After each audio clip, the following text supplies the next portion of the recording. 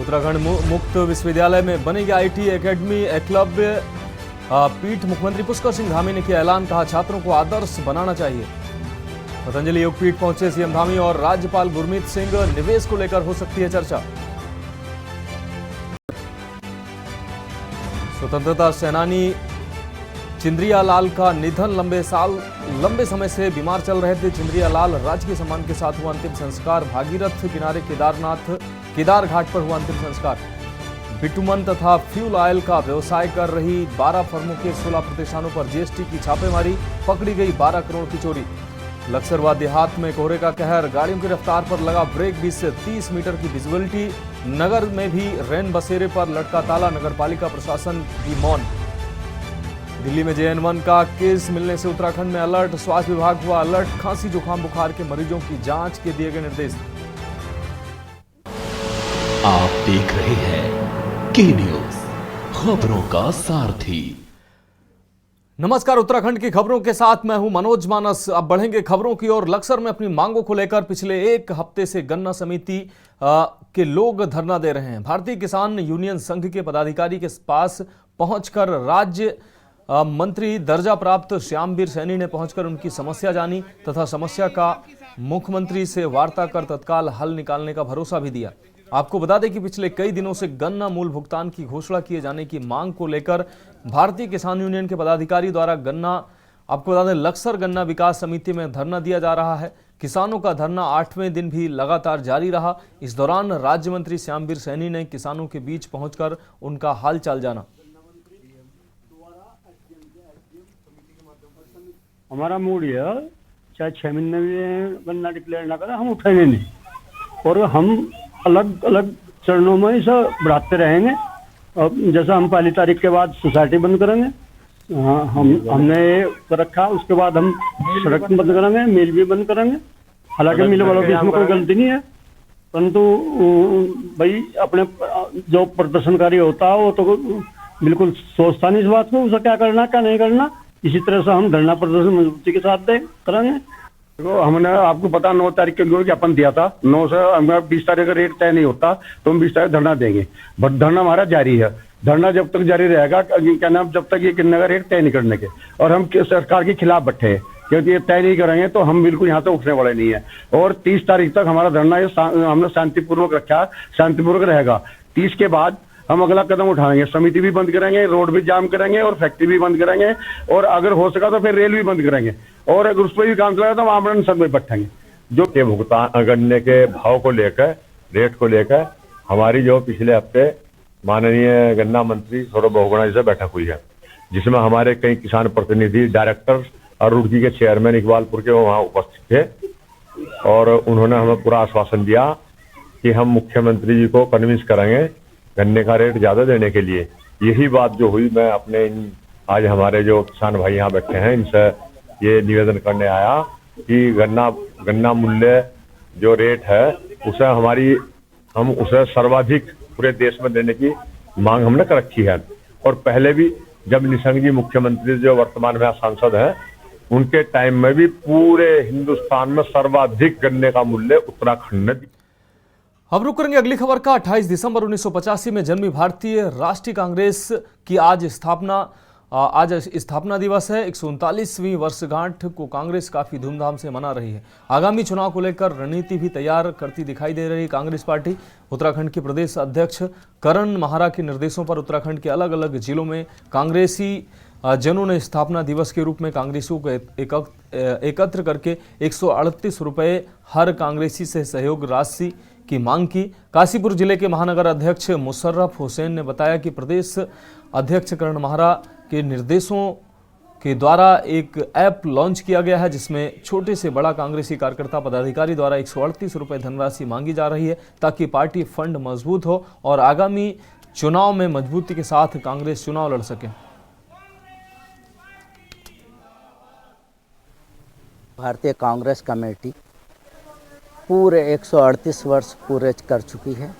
आज 139वां कांग्रेस पार्टी का स्थापना दिवस बड़ी धूमधाम से पूरे देश में और पूरे उत्तराखंड में मनाया जा रहा है। उत्तराखंड में हमारे चीफ, हमारे PCC के अध्यक्ष माननीय करण मेहरा जी के निर्देशानुसार एक ऐप अखिल भारतीय कांग्रेस कमेटी द्वारा जारी किया गया है, जो कि उसमें हमने चंदे के रूप में 138 रुपये, चूँकि 138 वर्ष पूरे हो चुके हैं, इसलिए गरीब से गरीब हमारा कार्यकर्ता भी 138 रुपये के रूप में चंदे के राशि के रूप में वो ज़रूर योगदान कांग्रेस पार्टी को करेगा, ताकि आने वाले वक्त में चुनाव में हर पार्टी को पैसे की ज़रूरत होती है। अब रुक करेंगे अगली खबर का। मूल निवास 1950 लागू करवाने के लिए कांग्रेस ने स्थापना दिवस पर उत्तराखंड के राज्यपाल को ज्ञापन भेजा है। उत्तराखंड में इन दिनों मूल निवास और भू कानून 1950 को लागू किए जाने की मांग जोर पकड़ रही है। इसी क्रम में चमोली जिले में कांग्रेस ने 139वां स्थापना दिवस और सेवा दल का 100वें दल दिवस पर कर्णप्रयाग तहसील कार्यालय पहुंचकर राज्यपाल को मूल निवास 1950 लागू किए जाने के लिए ज्ञापन प्रेषित किया। मुकेश नेगी ने कहा कि सरकार को मूल निवास लागू कर उत्तराखंड राज्य आंदोलनकारियों के सपनों को पूरा करना चाहिए।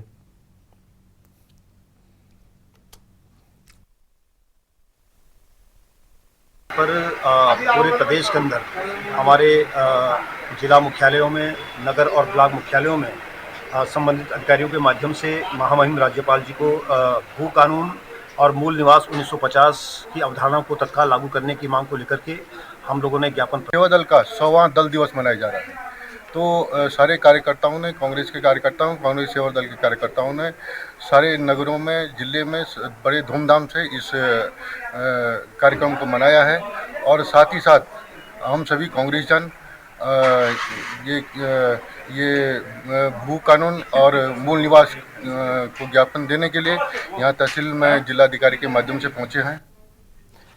बढ़ेंगे अगली खबर की ओर। राजधानी देहरादून को डस्टबिन फ्री बनाने के अभियान के तहत डस्टबिन मुक्त करने की कवायद नगर निगम के देहरादून की ओर से तेजी से किया जा रहा है। आपको बता दें, निगम ने ऐसे 80 स्थानों को शहर भर में चिन्हित किया है जहां से कूड़ेदान हटाए जाने हैं। इसके अलावा निगम ने कई स्थानों से कूड़ेदान भी हटाए हैं। हालांकि सबसे बड़ी चुनौती निगम के सामने उन सभी स्थानों में कूड़ा फेंके जाने को लेकर है, जिसके लिए निगम जन जागरूकता अभियान चलाकर स्थानीय निवासियों से कूड़ा न फेंकने की अपील कर रहा है। नगर आयुक्त गौरव कुमार के अनुसार जनवरी माह के अंत तक देहरादून के सभी क्षेत्रों को डस्टबिन फ्री किया जाएगा।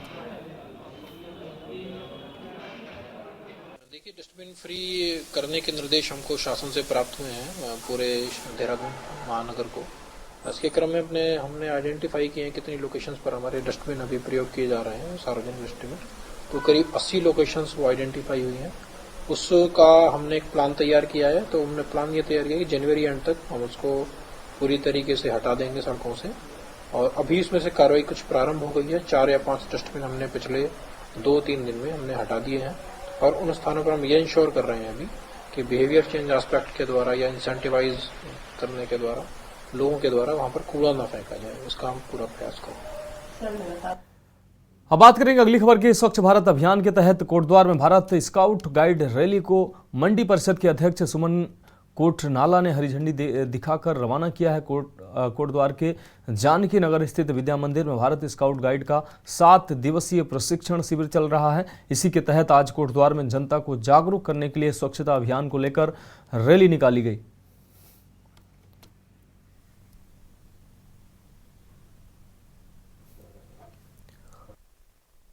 हमारे जितने भी स्काउट मास्टर गाइड कैप्टन हैं, हम लोग अपने कोटद्वार बाजार से निकलते हुए एक स्वच्छता का संदेश और जागरूकता संदेश दे रहे हैं। साथ में आज विकलांग सशक्तिकरण दिवस भी था, उस रैली में भी हमने भाग लिया। और अब हम सिद्धवली मंदिर में जा कर के वहाँ पर स्वच्छता अभियान चलाएंगे, एक संदेश देंगे स्वच्छता का समाज के अंदर। अब रुक करेंगे अगली खबर का। 26 दिसंबर को रुड़की के मंगलौर कोतवाली क्षेत्र के लहबोली ग्राम में एक ईंट भट्टे की दीवार गिरने से 6 मजदूरों की दबकर मौत हो गई थी। वहीं मजदूरों की मौत से उनके परिजन इस बड़े सदमे से उबर नहीं सके।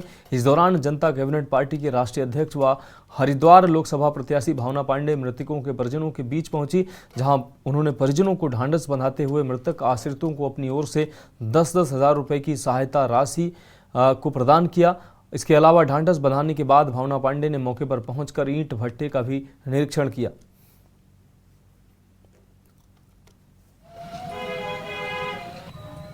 बाबू राम जी के, जिनकी आयु 45 वर्ष की थी और इनके छोटे छोटे बच्चे हैं, वो भी मजदूरी करते हैं। तो इस परिवार को जो भी मुआवजा डिसाइड किया सरकार ने, तत्काल प्रभाव से मुआवजा दिया जाना चाहिए, क्योंकि इनकी माताजी भी नहीं है और पिताजी भी गुजर गए, छोटे छोटे 2 बच्चे हैं।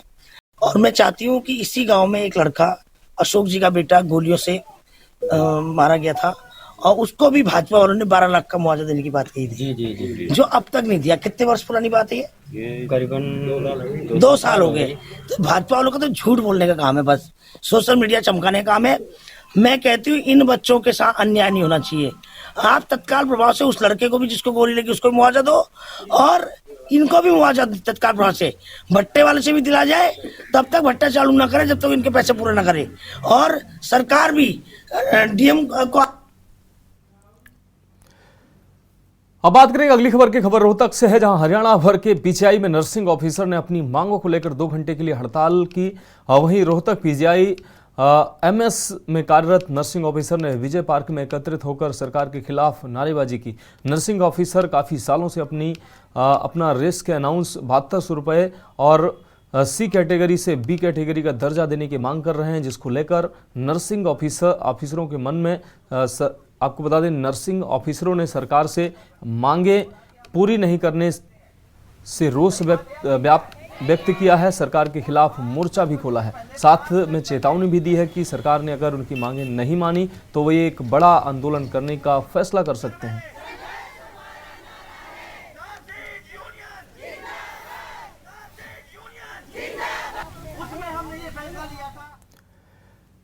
अगली खबर विकासनगर से है, जहां कालसी में कोटी इछाड़ी मार्ग पर क्वानू के पास एक वाहन गहरी खाई में जा गिरा। घटना में ड्राइवर की मौके पर ही दर्दनाक मौत हो गई। घटना की सूचना मिलते ही एसडीआरएफ की टीम मौके पर पहुंची और रेस्क्यू ऑपरेशन शुरू कर दिया। दरअसल अनाज के कट्टों में भरा ये ट्रक विकासनगर से चक्राता की ओर जाते वक्त क्वानू के पास अचानक अनियंत्रित होकर लगभग 300 मीटर गहरी खाई में जा गिरा। एसडीआरएफ की टीम ने मौके पर पहुंचकर कड़ी मशक्कत के बाद ड्राइवर के शव को गहरी खाई से बाहर निकाला है।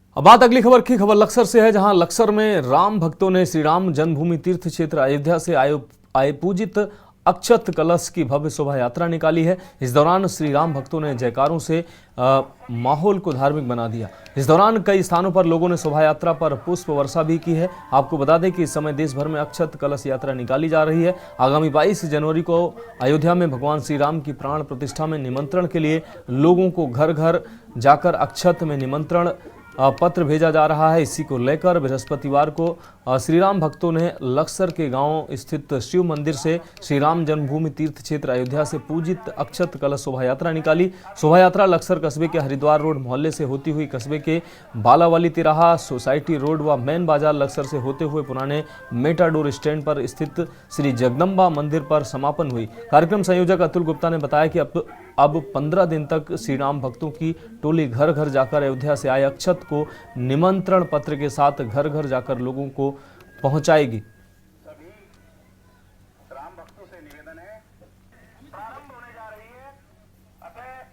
हम सब बहुत सौभाग्यशाली हैं जो अपने जीवन में राम मंदिर को बनता देख रहे हैं। 500 साल का जो संघर्ष था वो आज धरातल पर दिख रहा है और पूरा देश राममय हो गया है। आज ये संदेश घर घर प्रसारित करने के लिए वहाँ पर अयोध्या जी से अक्षत आए हैं पूजित, वो घर घर वितरण किए जाएंगे और पूरे देश को राममय बनाकर घर घर मंदिर, हर घर राम मंदिर और हर मोहल्ले को अयोध्या बनाने की योजना है और इस पे सब कार्यकर्ता मिलकर आज लगे हैं। अक्षत आज 450 साल बाद कहीं ना कहीं आज राम जी अपने सही उस तक पहुंचे हैं, इसलिए सब लोग बढ़ चढ़कर हिस्सा लेना चाहिए। अक्षत कलश पूजा यात्रा है श्री राम जन्मभूमि तीर्थ क्षेत्र अयोध्या से जो पूजित अक्षत पूरे देश में पहुंचे हैं, तो लक्सर नगर को भी सौभाग्य मिला है कि यहाँ भी पूजित अक्षत आए हैं और जो बना है कि मतलब आज पूरे शहर में पूजित अक्षत कलश शोभा यात्रा निकलेगी और उसके पश्चात 15 दिन का अभियान चलेगा और जो पूजित अक्षत हैं वो घर घर जाएंगे, पत्रक घर घर जाएंगे। हमारे पूर्वजों के सभी के बलिदान से, सहयोग से ये राम मंदिर बना है तो सभी के घर निमंत्रण जाएगा कि अयोध्या में भव्य श्री राम जी का मंदिर बनकर तैयार है और आप सभी अधिक से अधिक संख्या में दर्शनों के लिए वहां पहुंचे। इसी के लिए यह आज शोभा यात्रा पूरे नगर में निकल रही है।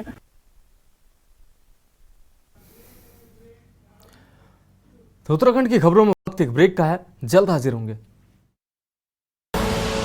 आप देख रहे हैं के न्यूज, खबरों का के बाद एक बार फिर से उत्तराखंड की खबरों में आपका स्वागत है। अब बढ़ेंगे अगली खबर की ओर। खानपुर क्षेत्र के नगला इमरती में मोहम्मद इरफान के आवास पर पहुंचे भाकियू किसान सेना के राष्ट्रीय अध्यक्ष अवनीत कुमार ने कहा कि कुछ महीने पहले सरकार को किसानों की समस्याओं से अवगत कराया था, लेकिन सरकार ने आज तक कोई संज्ञान नहीं लिया है, इसलिए मुख्यमंत्री आवास का घेराव किया जाएगा। उन्होंने कहा कि सरकार की कथनी और करनी में अंतर है।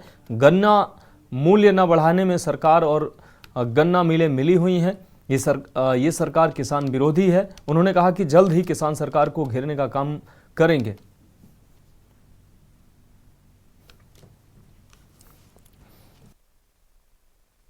ये है कि पिछले साल मार्च में हमने मुख्यमंत्री के नाम पे एक ज्ञापन प्रस्तुत किया था और हमने कुछ मांगे रखी थी, जिसके बाद हमारा प्रतिनिधि मंडल भी वहाँ पहुँचा था, लेकिन आज भी उन कामों पे जो हमने मांग रखी थी वो अब तक हुए नहीं।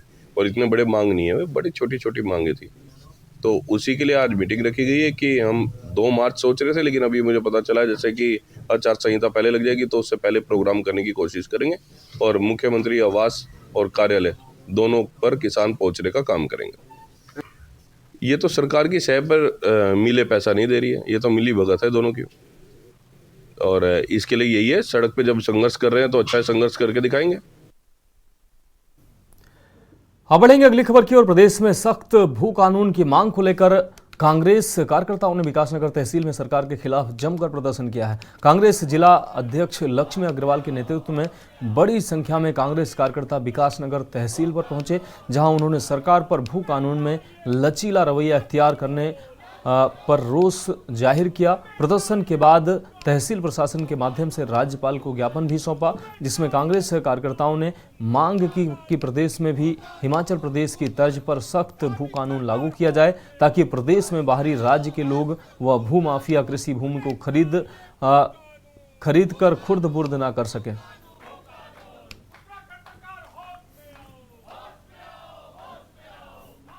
देखिए, आज उत्तराखंड का जो जनमानस है वो भू कानून को लेकर आंदोलित है।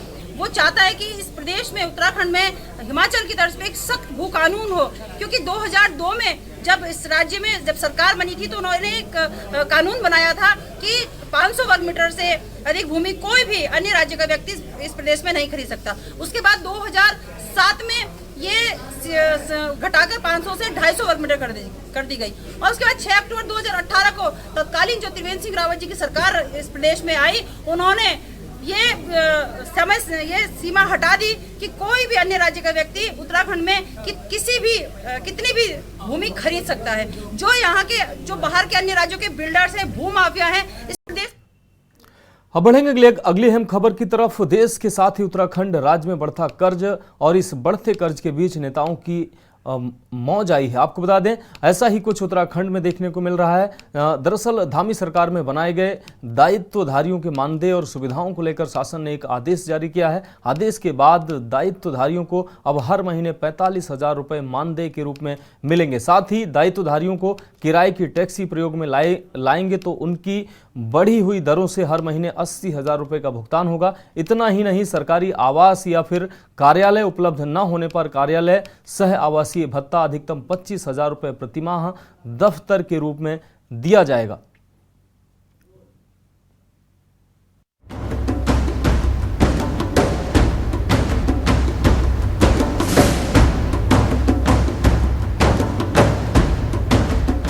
देवभूमि उत्तराखंड में दायित्वधारियों की मौज आ गई है। धामी सरकार के एक फैसले ने दायित्वधारियों की चांदी कर दी। दरअसल धामी सरकार में बनाए गए दायित्वधारियों के मानदेय और सुविधाओं को लेकर शासन ने एक आदेश जारी किया है। आदेश के बाद दायित्वधारियों को अब हर महीने 45,000 रुपए मानदेय के रूप में मिलेंगे। साथ ही दायित्वधारी किराए की टैक्सी प्रयोग में लाएंगे तो उनकी बढ़ी हुई दरों से हर महीने 80,000 रुपए का भुगतान होगा।